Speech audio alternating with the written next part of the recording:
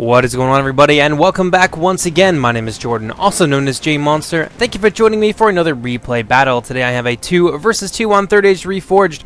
This is pitting the forces of Isengard and their ally, the Orcs of Gundabad, against the Dwarves and the Sylvan Elves. Two notoriously difficult to dislodge defensive forces. I hope you guys are going to enjoy it. Commanding the defense of the western wall, we have the Sylvan Elves being commanded by Dudeorama. He's got 3 or 4 units of woodland warriors. These guys are a really versatile unit. They are AP, they also have an anti-cavalry bonus. They are quite vulnerable to missiles, being a two-handed unit, and not the greatest line infantry. They will get cut down very quickly, but if you use them in a support role or to counter cavalry, they will serve you very well. He's also got a couple units of Elder Royal Guard. They operate on a similar function to the Woodland Warriors. They are also decent shock troops, AP, anti-cavalry as well, I believe. But they're a lot more expensive actually, and they have of course bows that they are armed with, making them an all-around very nice kind of core archer unit. He's also bringing 1 unit of Ballista, very cunningly positioned here between this gap in the wall. It's a pretty nice defense here. I think the biggest problem is this wide open space over here, which is going to allow the attacking forces to put a lot of flanking fire into his positions. But in any case, he's got, I believe, 4 units of Sylvan Heavy Spearmen right here to defend the gatehouse, which appeared to be sallying out. Oh, that's going to be really exciting. He's got a reserve force composed of 3 units of Sylvan Heavy Swordsmen, nice little budget pick shock troop, and he's got 1 unit of Sindar Blade Masters to be his bodyguard, which is an interesting bodyguard pick. The Sindar Blade Masters are really nice ambush troops, but generals in Medieval 2 cannot hide from sight. So they kind of lose that functionality, which is a little bit unfortunate, but I guess that's all they really had money for at this point. So surprisingly enough, there's no Elder Palace Guard in this, which is a nice change. But pretty sure that does it for the Dwarven army, so let's go ahead, or the Sylvan Elf army, so let's go ahead and take a look at the Dwarven army, who is being commanded by Dreezy 4K. He's got a unit of War Goats here. I think that's his only unit of War Goats. I thought he had another one stationed somewhere, but in any case, he's got 1 unit of War Goats. I believe 3 units of Ironfoot Halberds. He's got some Ironfoot Pikemen as well, to the tune of, I believe, about 2 units. He's got 1 unit of Mithril Guard. Everybody loves these guys, formerly known as Balin's Guard. They can take ballista shots to the face and keep coming at you. Their only downside is that they are very, very slow. He's also got a unit of Dwarven Noblemen. You can see them through the archway there, and a couple units of Ironfoot Crossbows up on the wall. There's 1 there and 1 there. And that pretty well does it for his army. So let's go ahead and let's take a look at the attacking forces. The first army is the forces of Gundabad. These are honestly my favorite faction in the game. I love them for rush builds. They don't have a lot of ranged firepower, but if you can get them into combat, they are very deadly. And they're being commanded by Gondorian Smith, who, by the way, has a YouTube channel. I recommend that you guys go and take a look at it. I'm going to put a link for you down in the description. But anyway, moving on. He's got 1 unit of Bolg's Champions. They're, I think that's his bodyguard unit. Yeah, there he is, Azog himself, hanging out in his gigantic warg. He's also got some Witch Realm Scourge Raiders. These guys are nice, pretty decent shock troops. I think they've got like 30 attack and 30 defense, something close to that. So they are they're really, really cost effective as well. I think they only cost about 550 to bring 2 units before they get a price increase. So definitely a worthy pick if you're going for a rush build. He's got a couple units of Rudar Berserkers. These guys are so useful. They are AP, 2 HP, and they inspire all of the units around them. So great for keeping some of your lesser trained infantry in the fight for a long period of time. He's also got some Rudar Heavy Pikes. I don't see these guys too often. Well, at least I don't bring them very often because I like to go for, as I said, rush builds. But the Rudar Heavy Pikes are quite competitive pikemen. If you can get them in a support role, against an infantry force or something like that, or against cavalry, obviously pikes would be good against them, then they are quite good. The only thing to note is that they have shields here, but I don't think the shields have armor values, so don't expect them to be a little bit more resilient to missile fire from any direction. They will still die like dogs. Behind them, he's got some Orc Marauders. These guys are a nice throwaway infantry unit. I think they've got like 17 attack, 25 defense, and they are AP. So if you use them well and support them, they can do a lot of work. They will die. You'll probably lose like at least half the unit in its first engagement against more elite units, so be prepared for that. Moving on now, we have a unit of Witch Realm Hammer Guard. These guys are so deadly, easily the most powerhouse unit in the Gundabad faction for their infantry corps. They are AP, I think like 3 HP, a ton of armor. They're just so good at what they do, and that being cracking other heavy infantry units. He's also bringing a unit or two of Guardians of Karn Doom. These guys are nice line infantry. They will hold the line for basically ever. They've got pretty good attack values as well, about 40 defense and 2 HP. Behind them, we have the creme de la creme when it comes to the shock troops for the Gundabad faction. These are the Black Uruks of the Mountain. 30 defense, 30 AP damage. These guys will crush lines of lesser infantry. They don't have a lot of staying power. Unfortunately, most of their armor, or their defense rather, doesn't come from their armor values. It comes from their melee defense. So they are also quite vulnerable to missiles. I think he's got a unit of... Oh, yes, here we go. These Trolls of Gundabad. These guys are exceptional trolls, more than a match for the Olokai, or at least on par with the Olokai. Very, very good at breaking lines and crushing flanks and that sort of thing to allow you an opening to flood through with some of your more powerful shock troops. He's also got one unit of catapults here, and I'm pretty sure that just about does it for his force, except for this unit of Snaga Stalkers out front, who's going to be commanding the Ram. Well, I think they're going to have a really bad day. You can see a Sally coming out right now. Are these still... No. This is from the Isengard players. This is the Isengard army being commanded by F9WK9. He's got some Urukai archers. Actually, quite a lot of Urukai archers and some Urukai crossbows here in a support role for the Gundabad army because, as I said, they really lack firepower. So it's great to see that. A lot of great teamwork, I'm sure, we're going to see in this battle. He's also got a unit of Urukai bodyguards. These guys are like multiple HP, a lot of numbers, and their AP as well. So they're a really strong infantry unit, but obviously they have your general in it, so you want to be careful with how you deploy them. I've also got a mine here. You don't see this very often. I think this this crate here has a little bit of a texture glitch. You can almost see right through it. It's like a Silver Surfer crate, but it's got a lot of really nice uses. If you can like set this off on a gatehouse, it will blow up an entire defensive line.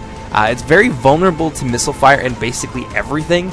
But if you can protect it long enough to get it in there, it will absolutely destroy. So I hope we get to see it in action today.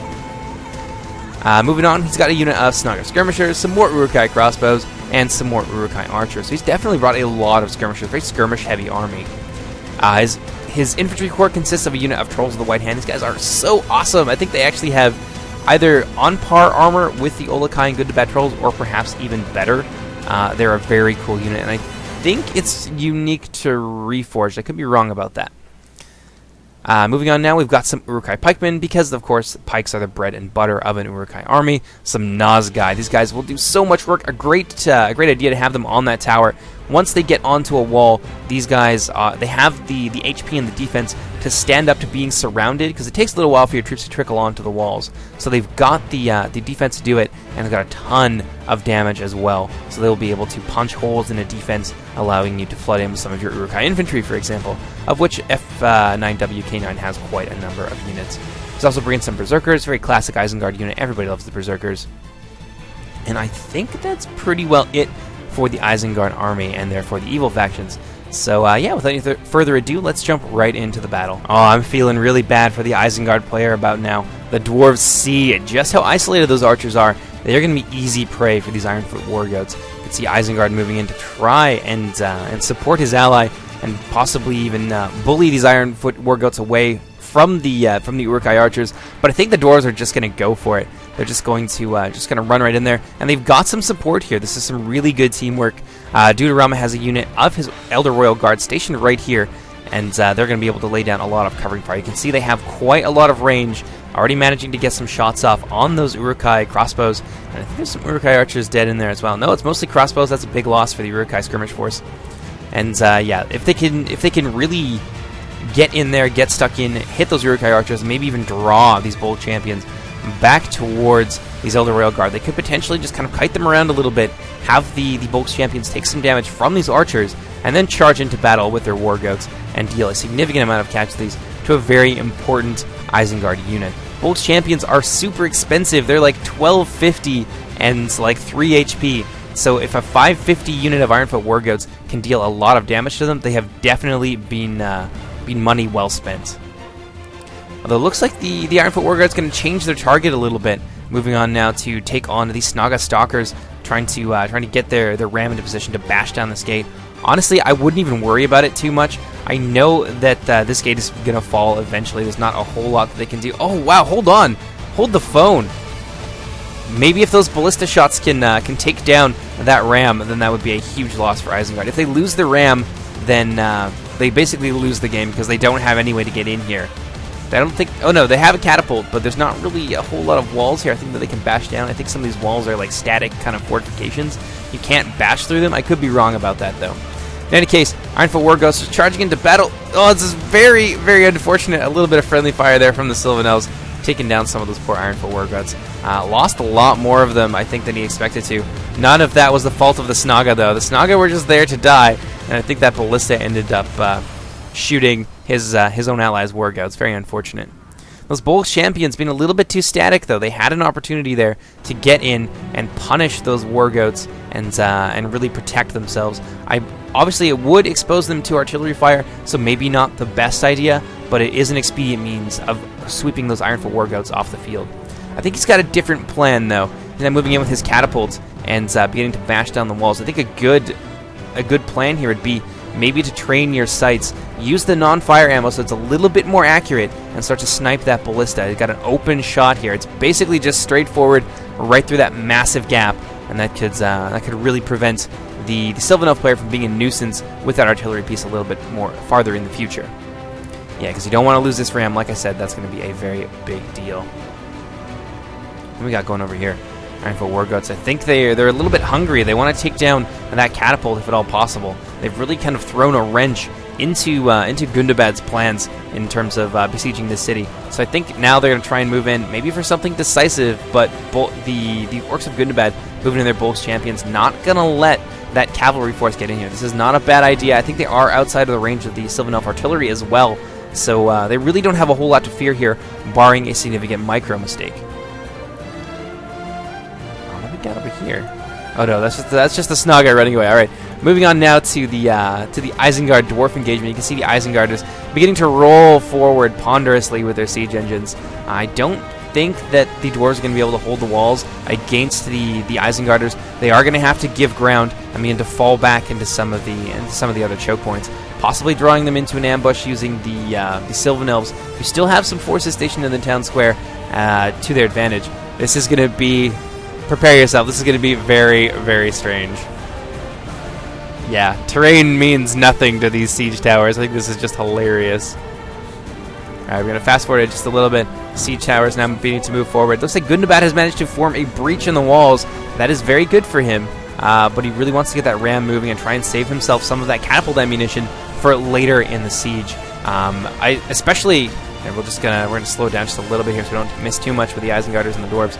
But if he can keep some of that catapult ammunition going, pin the Sylvan Elves in place with some of his less important units, and move in on the flank with that catapult, he can cause a lot of havoc. He's got a great opportunity there, and I hope that he takes advantage of it. Moving on, back to the Isengarders and the dwarves. The dwarves just trying to flee off of that wall. Some of the dwarves being very stubborn, kind of it would appear to be having a little bit of a pathfinding issue here, not getting themselves off the walls as swiftly as I think the Dwarven player would like. The Dwarven player now moving in with some of his, looks like some Ironfoot Guard. I guess we missed these guys. These guys are 2 HP, very heavily armored, a quite inexpensive, very powerful, heavy infantry unit. So a huge contingent from the Ironfoot Hills here, and they're just apparently just coming out of the woodwork with new units.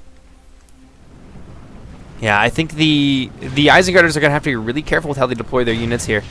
This is the kind of fighting, the close quarters fighting that dwarves excel at. And so you don't want to throw away a lot of your army. You don't want to throw away your Uruk-hai infantry, for example, who can be very useful against some of the other dwarven units against this wall of Ironfoot Guard shields. You want to move in with your Nazgai and maybe a unit or two of the Uruk-hai infantry to try and overwhelm them.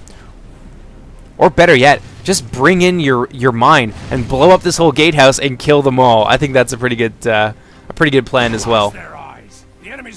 Isengard is now breaking through the gatehouse, looking to get stuck in with the dwarves. We're going to see things get pretty heated over here in just a moment. We're going to take a brief look at how things are going for Gundabad. It looks like those Ironfoot Warghosts still presenting a menace to his forces out in the field. He's just trying to bash down the various portions of the wall. Well, that's hard to say. And get himself a few means of ingress into the city so he can begin his siege. I think this is a bit of a mistake here. It's kind of a waste of catapult ammo. He's not really hitting a whole lot. And he can very easily move in there with a ram, with another inexpensive unit, and just kind of shield them with your Bolts Champions. Moving on now, let's see how the Isengarders are doing. They're now flooding off of those siege towers into the dwarven shield wall, looking to cause a lot of havoc here. Is Ironfoot Guard really going to have an easy time with that, I think? The Nazgai need to be brought up, absolutely. What is this? Are they like trying to get through that gate? I don't think that's an actual functional gatehouse, so there's no way that he can get in there. But Berserkers and not... Oh my goodness. He's bringing it up. He's just going to hold them in place. Oh, this is genius. He's holding them in place with one unit of Uruk-hai infantry. Or one or two units, I think. And just keeping them there. But I think we're going to see a big breach open in the wall. Oh my goodness. No! I don't care about the gate. Bring me back. You can't do this to me. Oh, I think we're going to see it. I gotta know. I gotta know if he pulls this off. This is so sneaky. Bringing it up between these two siege towers. The enemy are through the gates. No. No. Come on, let's fast forward. Are they going to do it? I think they're going to do it. Yeah, they're just getting into position. Oh, come on. Okay, we're going to come back to it. Elsewhere, the Isengarders are actually managing to do pretty well against the Ironfoot Guard. They have taken down quite a lot of them. I think they start with 150 or 160 something in the unit, so they're quite powerful. Oh, come on, mine. Come on, don't let me down. Elsewhere, Isengard is firmly in command of the walls. The dwarves are now falling back with their crossbows, beginning to put some enfilading fire into the Berserker units and the Isengard infantry while holding them in place with a unit of Ironfoot warriors. Not a bad idea at all. This is a really great position. Really great way for him to just cause so much damage to the Isengard. As you can see, those Berserkers now beginning to drop. This is a problem. He kind of walked right into this here. He is managing to break through elsewhere, but I think by the time he manages to do that, the damage is already going to be done. This Ironfoot crossbows just reaping a bloody harvest in the ranks of the Isengarders. Come on, mine. You can do it. What? I have no idea what's going on there. Yeah, I'm very disappointed. I wanted to see that mine in action. That makes me sad. Out here, you can see the Orcs of Gundabad just charging into battle here. The Sylvan Elves have really erected a very powerful defense. I think that the Sylvan Heavy Spearmen should probably be in front with the Woodland Warriors in the rear. You can see that they're just being overwhelmed now by that huge press of Orcs just pressing their way through this very compact Sylvan Elf formation. Sylvan Elves beginning to push back now. I think we could see the Orcs get really bottled up here. It would be really unfortunate if they throw away a lot of the really important units on this one choke point. But elsewhere, the Sylvan Elves have left a big hole in their defense. Maybe this is part of the Gundabad player strategy. Really heavily commit in one area and be able to bring his troops in to another. Looks like the Ironfoot War Goats got eaten up by those poor Bolts champions. And yeah, now they've been basically neutralized, not really allowing the dwarves to project their power any further on the field. Oh, come on. Please. It's invisible. It's just, I don't understand. Just blow up already. Oh man, if he blows up here, though, this is going to be really unfortunate. Going to take it on its own. Oh wow, I have no idea what just happened, but it looks like the Sylvan Elf General just got sniped. Oh man, so the Isengarders are actually managing to break through. It looks like he just ran a unit of Berserkers around into the rear here. Actually, they ran them right through the gatehouse here and into the flank of this Dwarven defense. This is really, really nice play on the part of Isengard. Really doing a great job at keeping the dwarves busy in many places. The dwarves don't really have a lot of forces. What they have are very powerful units, and if he can just kind of get around them and surround some of the more important portions of the Dwarven defense, he can really turn this around. Although up here you can see that those poor Berserkers just really got absolutely wrecked.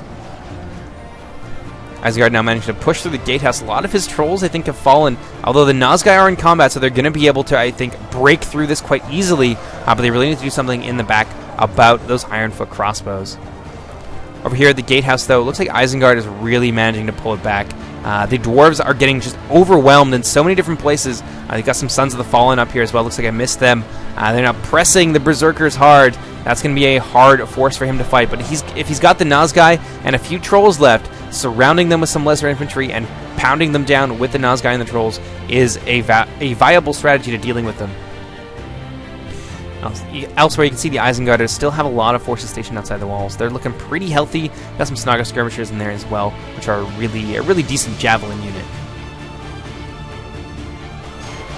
Moving on over this way, Gundabad has managed to break through, but they're in, I think, a bit of a hard spot. You can see the massed ranks of the Elder Royal Guard beginning to fire into these orcs of Gundabad. If they continue to do that, they will turn this around really quickly. He's got an opportunity to really do a lot of damage here with that catapult.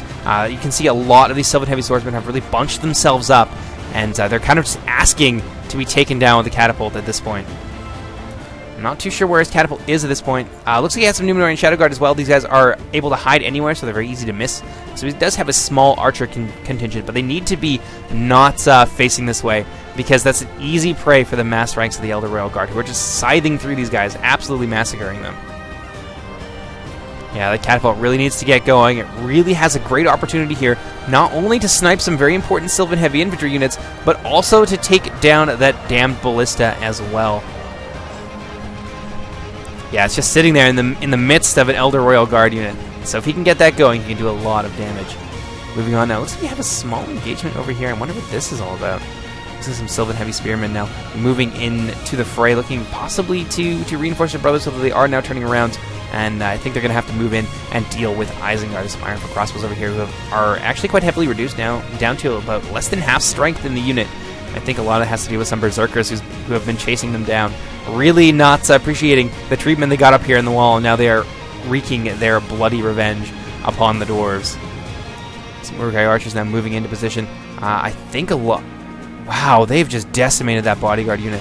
So the Sylvan Elves now just kind of falling back to the square. We've got a unit of Sylvan Heavy Spears here. They're just...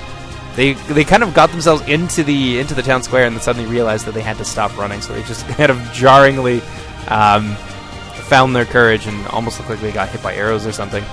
Isengard now moving in for the kill. Isengard is going for the throat here. If he can get into this town square, he can do a lot of damage to the defense, because the defense will have to fall back and stop him. They're going to have to push him out of the square, or at least establish local superiority in it once again.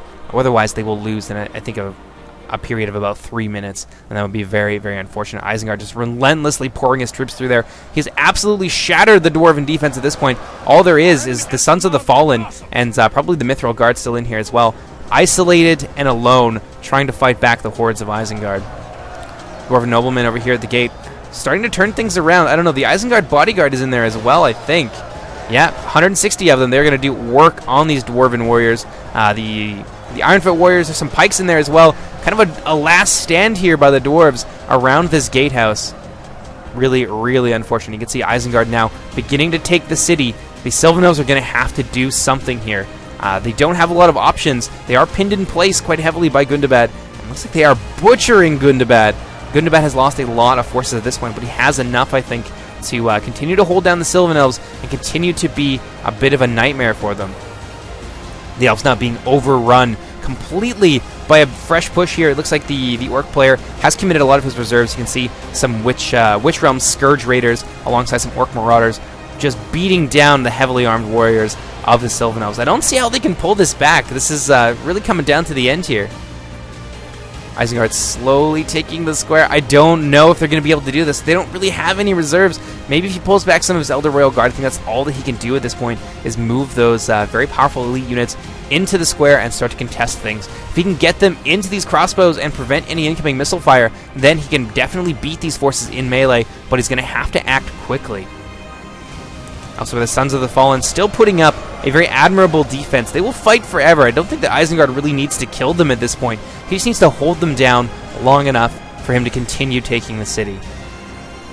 Yeah, the dwarves really just heavily isolated at this point, although they have managed to reestablish control of the gatehouse to prevent the flow of Isengarders coming in. Looks like there's a flanking attack now by the Ironfoot warriors moving in to attack these Uruk-hai pikemen from the rear. The pikes doing pretty well. The Ironfoot warriors aren't really able to move in and use their mass and their formation to kind of push these guys into the Dwarven bodyguards in behind them. I think that's partly because of the presence of so many of the Isengard siege towers here. Some of them are functional, others just seem to be kind of in the way.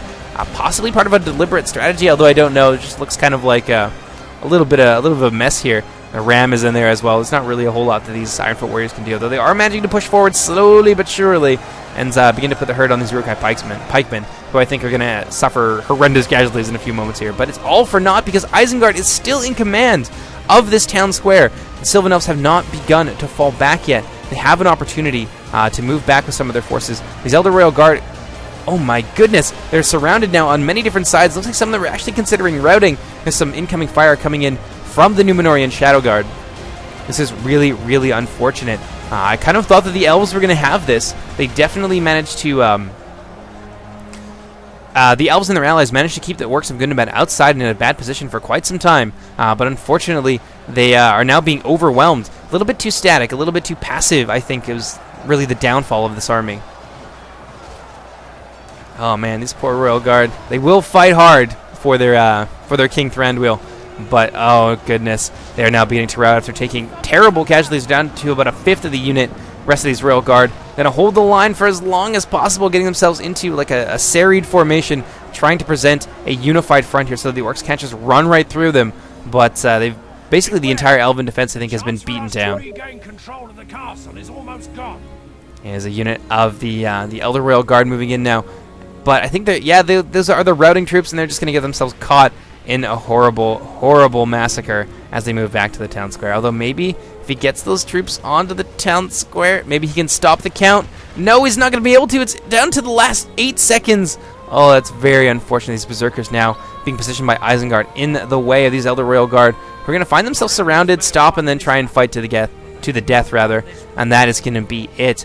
Isengard and the Orcs of Gundabad did a great job here. Isengard definitely being the MVP, pushing hard through the dwarven battle line and getting in to the town square. Definitely did a great job at exploiting weak portions of the dwarven defense. The dwarves just, I guess, didn't have enough troops to really hold all of the little areas that Isengard was allowed to slip through.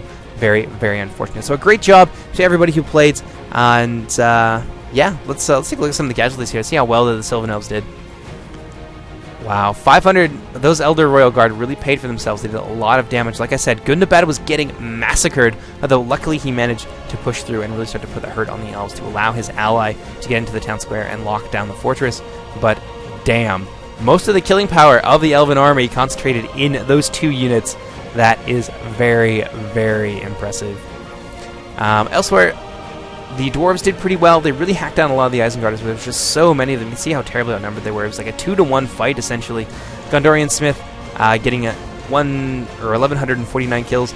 Not too bad at all. A lot of the elves. That's basically the entire elven army that he butchered right there. So very impressive. Isengard getting 1,500 kills. That's basically most of the dwarven force as well.